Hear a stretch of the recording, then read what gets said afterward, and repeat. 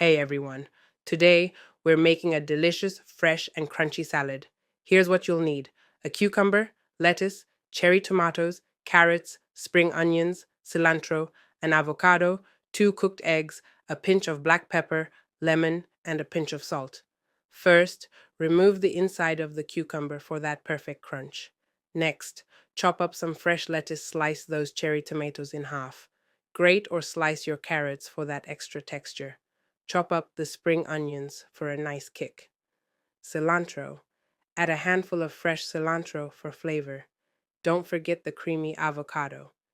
And finally, slice those cooked eggs for protein.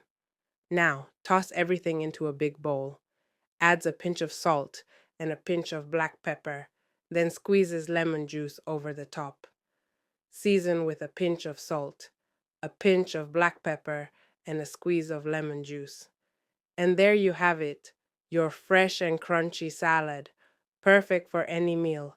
If you enjoyed this recipe, don't forget to give us a thumbs up, subscribe, and hit that bell for more delicious ideas. See you next time.